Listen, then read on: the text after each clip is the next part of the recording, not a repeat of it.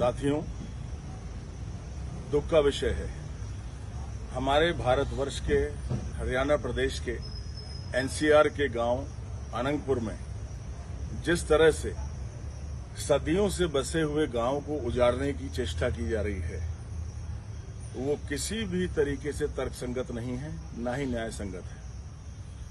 ज्ञात हुआ है कि अरावलीज जो पहाड़ियां हैं, वहां फॉरेस्ट लैंड डिक्लेयर करके आज उनको उजाड़ा जा रहा है। देखिए, सबसे पहले इंडियन फॉरेस्ट एक्ट 1865 में अब से 150 साल पहले अंग्रेजों द्वारा लागू किया गया जब भारतवर्ष गुलाम था, और गुलाम देश का शोषण करने की नीयत से उसमें क्लॉज डाले गए थे।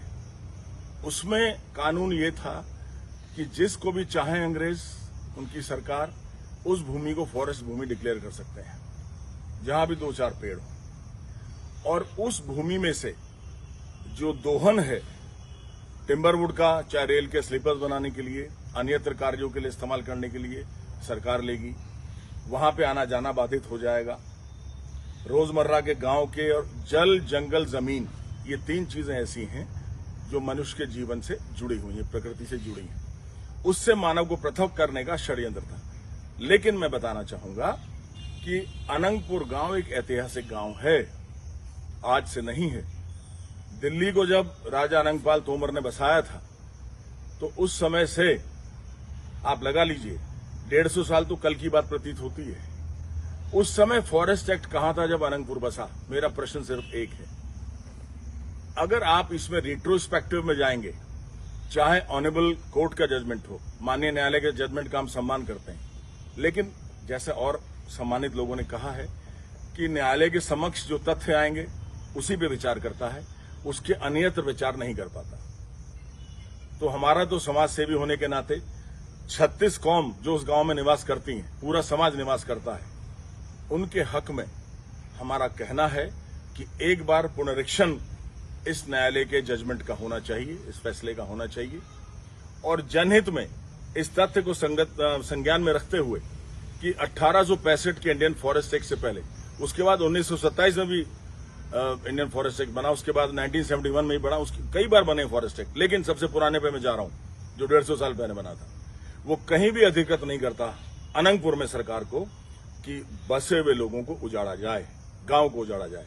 वो बशासत के लिए नहीं था, वो फॉरेस्ट के लिए था। और जब अनंगपुर बसा है तो उस समय फॉरेस्ट वहां नहीं था।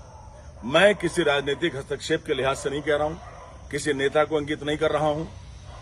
मैं इस बात से भी संतुष्ट हूं कि हमारे मंत्री कृष्णपाल सिंह गुर्जर ने वहां आकर के कहा लोगों के बीच में कि अब यहां पे बुलडोजर आज के बाद नहीं आएगा, क्योंकि हम लोगों को भी बुलाया जा रहा था।